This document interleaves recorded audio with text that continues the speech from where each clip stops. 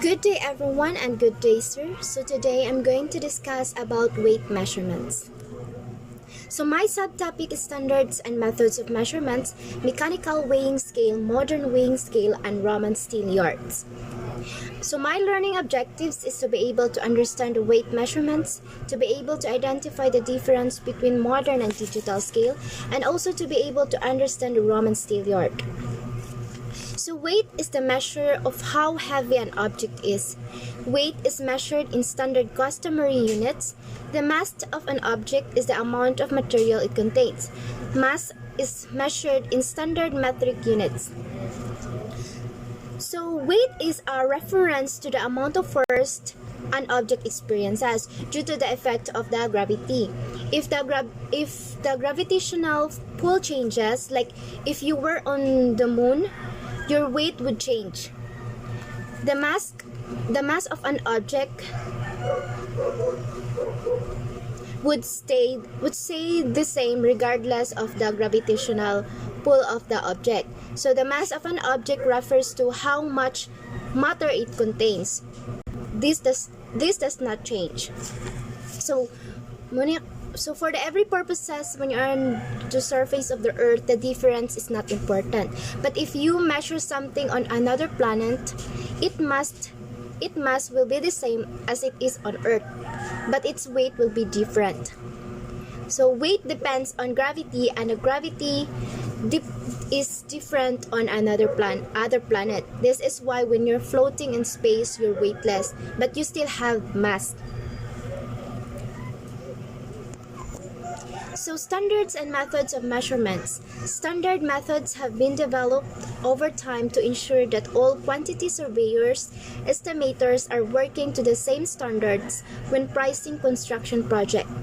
These consist of guidance and a set of rules for the basis of measurements to ensure that the same items are included or excluded in each rate so that the cost of that element can be accurately applied. Standard methods of measurements are available in various forms worldwide and allow for the various type of competition, as when a bill of quantities is produced, all contractors price the exact same content with no unwelcome surprises once the contract has been awarded. That is, everyone knows exactly what has been priced. So SMMS or standard methods of measurements are typically used for traditional estimating, where bills of quantities are produced, but can be used for itemizing variation or as structures of schedules of rates. So conversion of units. Conversion of units is the conversion between different units of measurement for the same quantity, typically through multiplicative conversion factor. So as you can see, there's a conversion chart here, the unit of mass and weight conversion chart. So in 1 milligram, there is 0.01 gram, and 1 centigram is 0.01 gram. In 1 decigram is 0.1 gram, and in 1 kilogram, there is 1,000 grams, and in 1 gram, there is 1,000 milligrams. In customary units, in 1 ton, there is 2,000 pounds, and in 1 pound, there is 16 ounces. Let's proceed in converting kilogram to pound and pound to kilogram. So what is kilogram? A kilogram is a unit of mass in the metric system. The symbol for kilogram is kg. There are 0.45359237 kilograms in a pound. So in a pound, what is pound? Pound is a unit of mass in both US customary units as well as the imperial system. The symbol for pound is LB or LBS. So there are 2.20462262 pounds in a kilogram. So pounds and kilogram are just two of the ways that weight can be measured. Sometimes you might hear weight referred to as a mass. So let's try converting kilogram to pound. So example number 1. How many 47 kilogram in a pound? So 47 kilogram times 2.2 over kilogram. So enable for us to get the pounds, we have to cross out the kilogram. So let's cross out the kilogram. So 47 times 2.2 pounds is equal to 103.4 pounds. So in 47 kilogram, there is 103.4 pounds. So in converting kilogram to pound, all you have to do is multiply kilogram by 2.2 pounds over kilogram. So let's proceed. Example number 2. 9.78 kilogram times 2.2 pounds over kilogram. So in able for us to get the kilogram, we have to cross out kilogram, both kilogram. So 9.78 times 2.2 pounds is equal to 21.516 pounds. So in 9.78 kilogram, there is 21.516 pounds. So let's proceed to example number 3. It's the same process. So 29.521 kilogram times 2.2 over kilogram. So cross out the kilogram and bring down the pounds. So 29.521 times 2.2 pounds is equal to 64.94621 pounds. So in 29.521 kilogram, there is 64.94621 pounds. So that is the examples on how to convert kilogram to pound. So let's proceed in converting pound to kilogram. So that is the example number 1. So how many kilogram in 91 pounds? So 91 pounds times 1 kilogram over 2.2 pounds. So enable for us to get the kilogram, we have to cross out the pounds. So 91 times 1 kilogram over 2.2. So let's multiply 91 times 1 kilogram. So 91 times 1 kilogram is equal to 91 kilogram. So bring down the 2.2. So let's divide 91 kilogram to 2.2. So 91 kilogram divided by 2.2 is equal to 41.363636 kilogram, or 41.36 kilogram. So in 91 pounds, there is 41.36 kilogram. So let's proceed to example number 2. 65 pounds times 1 kilogram over 2.2 is equal to, so let's cross out the pounds, enable for us to get the kilogram. So 65 times 1 kilogram over 2.2. So let's multiply 65 times let's multiply 65. So 65 times 1 kilogram is equal to 65 kilogram. So over 2.2. So let's divide 65 kilogram divided by 2.2 is equal to 29.5454545 kilogram, or 29.54 kilogram. So in 65 pounds, there is 29.54 kilogram. So that's it. So let's proceed to example number 3. It's the same process. So it's 73.92 pounds times 1 kilogram over 2.2 pounds. So let's cross out the pounds. So 73.92 times 1 kilogram over 2.2. So let's multiply 73.92 times 1 kilogram is equal to 73.92 kilograms. So let's bring down the 2.2. So let's divide 73.92 kilogram divided by 2.2 is equal to 36.6 kilogram. So in 73.92 pounds, there is 33.6 kilogram. So that is the example in converting pound to kilogram. So in converting kilogram to pound is very simple as long as you know the ratio. Always remember that in 1 kilogram there is 2.2 pound. So let's proceed. To mechanical and modern weighing scale. Mechanical weighing scale use mechanical methods to gauge your weight, and generally it can handle up to 120 kg of load. The functionality of weighing machines is always based on mechanical factor, but the accuracy might vary due to item variations. So these are the examples of mechanical weighing scale. This is the floor scale and this is a hanging scale. So floor scale, it commonly used in getting your body weight. For example, ato ka sa barangay health center, patimbang ka ito, that scale they used. And the hanging scale is commonly used in grocery store.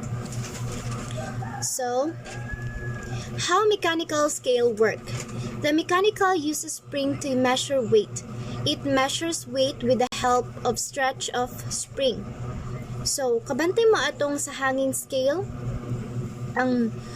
it has a hook, and when you want to weigh an object, imo ihang atong hook, and then the more siya mo stretch ang spring, the more mo get og weight ang katong red point, the more siya mo go down. So advantages, the huge advantage is there is no battery required to check your weight. Just go and stand on weighing scale, you will get to know your weight. The example ani is katong floor scale. Reading will be quite easy to measure. One needs not to modify any settings or need not to switch on the machine before checking the weight. It is also easy to calibrate. The display is quite simple. Even an end user will weigh the things and measure with ease. You can see the pointer in the scale while measuring the weight. It makes easy to check the reading. So I'm gonna show you a video on how does mechanical scale work. Nowadays are digital. They use electricity to determine how much something weighs. What I'm interested in is these old-style mechanical scales, sometimes called spring scales. No batteries required here. In this video, we'll take apart two of these. Most scales nowadays are digital. They use electricity to determine how much something weighs. What I'm interested in is these old-style mechanical scales, sometimes called spring scales. No batteries required here. In this video, we'll take apart two of these scales to see how they work on the inside.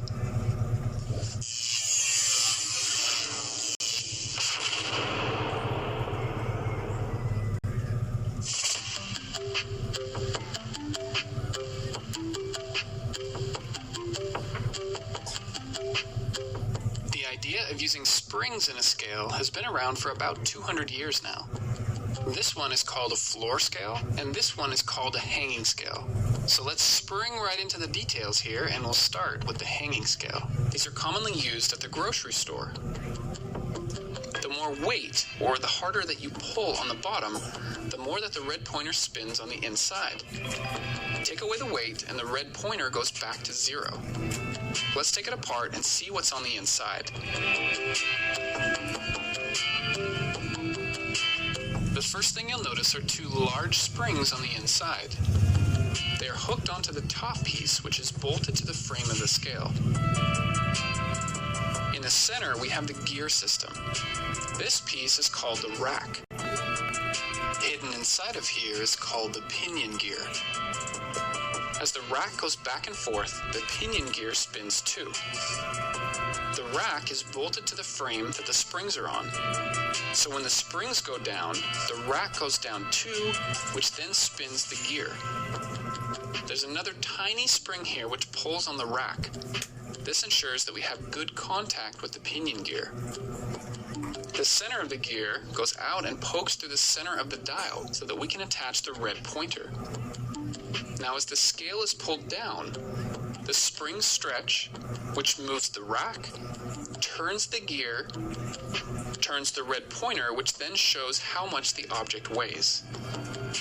Now, it may happen that the red pointer starts to get off. It's not pointing directly at 0 when there's nothing on the scale. This might happen when you attach a basket to the scale. In this case, we need to calibrate the scale. That's the job of the calibration knob, also known as a zeroing screw. You can see that it goes all the way through and comes out the other side. These two are called the pivot plates. They both have a hole in the middle, which is where they attach. As you spin the calibration knob, it will push against the metal pivot plates. So as you turn the knob, the whole spring assembly will go up or down, which will just barely move the red pointer. Once it's right at 0, then you are ready to start weighing again. The reason that a scale like this works is because of something called Hooke's law. It's the relationship between how much force you pull on a spring versus how far that spring stretches. So just for an example, let's put a 1 kilogram object on this spring. It stretches 1 centimeter. Okay, now let's double the weight. Now it stretches 2 centimeters. For each extra kilogram, the spring stretches another centimeter. If you put it on a graph, then it's a straight line, or in other words, it's a linear relationship. This means it's predictable. We can now use the spring to determine the weight of an object. Figure out how far the spring stretches, which will then tell us the weight of the object. For this spring, the numbers are easy. 1 kilogram for every 1 centimeter. But maybe you've got a really stiff spring. This one takes 5 kilograms to stretch at only 1 centimeter. Maybe you've got a really flexible spring. It takes barely any weight at all to stretch at 1 centimeter. When you study Hooke's law in your physics class, you might see an equation like this, F equals kx. The k is how stiff the spring is. X is how far the spring is stretched, which results in a downward force, or how heavy the object must be. Hooke's law only works up to a certain point. Normally, you take the weight off the spring, and the spring goes back to where it started. However, if you put a very large weight on a small spring, you will probably stretch that spring so much that it won't go back. You've reached the elastic limit, and Hooke's law no longer works. This spring is somewhat useless to use in a scale now. So keep that in mind. It is possible to break these scales. With the hanging scale, there's 2 springs in here working together. Since we know how stiff they are, we can use how far they stretch to turn a gear, which then tells us how much an object weighs. Now let's take a look at the floor scale. 2 tiny springs hold it all together. It's easiest to unhook it from the bottom. The front cover comes off and the insides become visible. The big difference here is that instead of a red pointer moving across the dial, this time the whole dial actually moves while the red pointer is stationary. The dial is attached to another pinion gear with a rack moving across it. This, of course, is very similar to the hanging scale that we saw earlier. The end of the rack is attached to a small spring which pulls it towards the edge. Things get interesting at the other end of the rack. We've got a lever that can pivot back and forth. It's attached to the rack. And remember, the rack is constantly being pulled this way. The only thing stopping it is another metal plate right beneath it. This plate is held up by our main spring.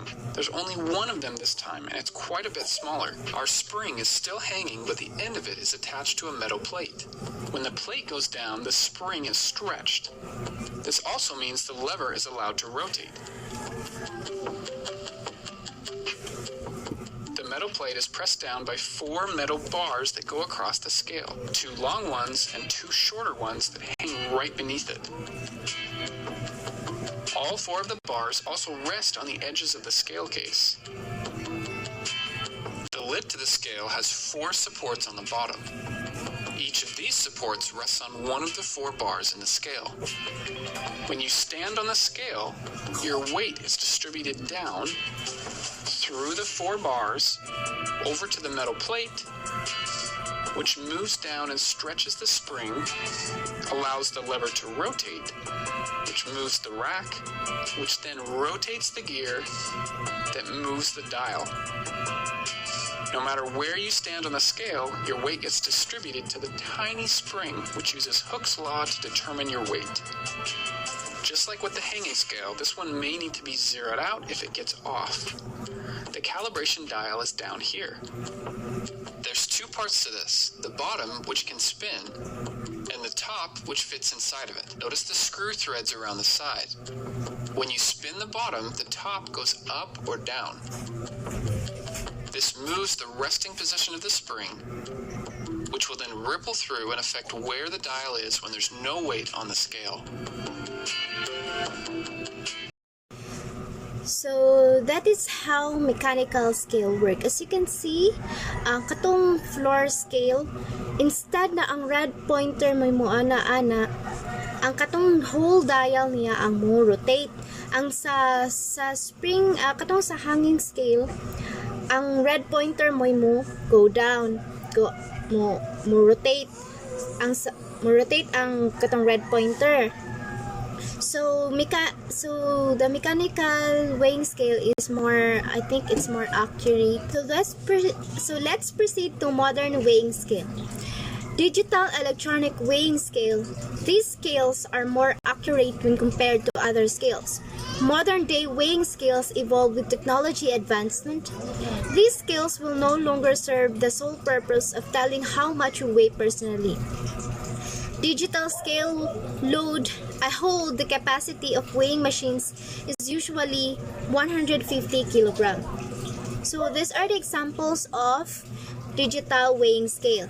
This is the digital weighing floor scale, and this one is also the digital weighing scale. It is commonly used in the grocery store or even in the fruit market. So this one is an industrial scale, this one is industrial scale. So how does digital weighing scale work? This scale works with the use of strain gauge load cell. It measures the weight with the help of a pen cup as 0.98 grams. So the advantages: it is highly reliable and it will not give an accurate reading. It is automatically calibrated every time when you turn on. Easy to use with automatic turn on option, and it will turn off automatically after the use. Major advantage is that it provides high accuracy and has a good durability. Failure is not a common one and often accompanied by a warranty from the company. So some scales will give a body composition analysis along with BMR, percent of fat, and other reading. It automatically synchronizes the data with your mobile phone. It is easy to carry as they look small and lightweight. One can easily store at home, and this scale will come up with a attractive design. So I'm gonna show you a video on how does a digital weighing scale work. In almost every facet of life, from purchasing goods to industrial manufacturing and everything in between. But how does a scale actually work? Almost all scales rely on devices called load cells to physically measure how much an object weighs. When weight is applied to a scale, the load cell bends slightly, causing an electrical signal running through the load cell to change. This analog signal change is due to the amount of electrical resistance the bending causes to a small device inside the load cell called a strain gauge. The load cell's analog signal change is then read by an electronic device and turned into a digital weight value. Most often, this electronic device is a digital weight indicator that is connected to the scale and displays the weight. Depending on the complexity of the scale and digital weight indicator, the weight value that was determined can be part of complex processes, such as check weighing packages on a manufacturing conveyor line, sending weight data to automate a batching application, or weighing truckloads as part of a logistics transfer operation. But no matter their function, all scales basically work the same way. Find the right scale system.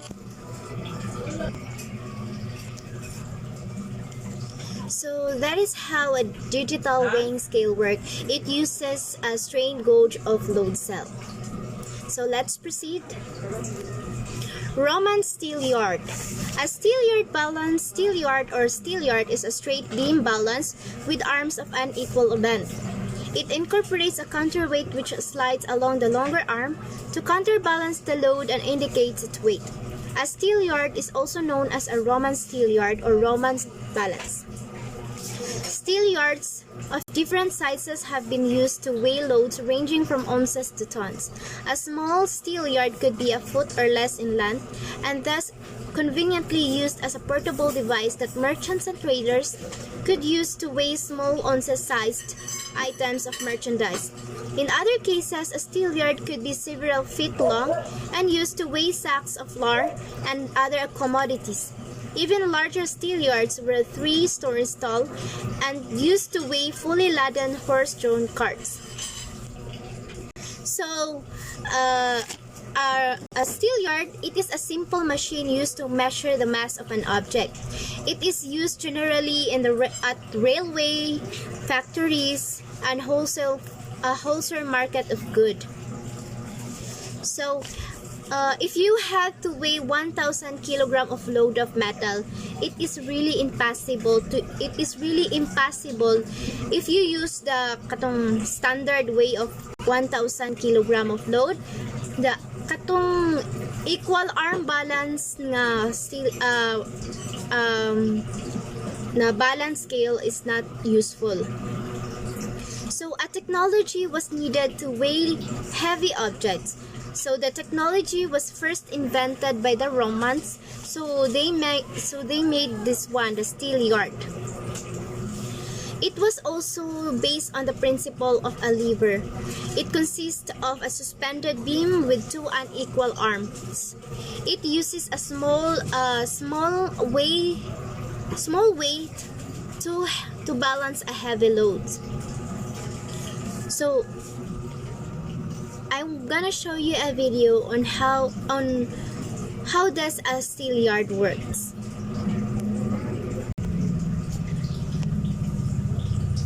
A steel yard measures weight. The item being measured is placed in the dish. The weight slides along the right side. When the weight's leverage equals the weight of the object, the steel yard balances. Marked numbers tell the amount of weight. So that is how a Roman steel yard works. So kung if the load is hung from the short arm near the fulcrum, the small weight is moved along the longer arm until the balance is reached. So that's the end of my discussion about weight measurements. So thank you and God bless.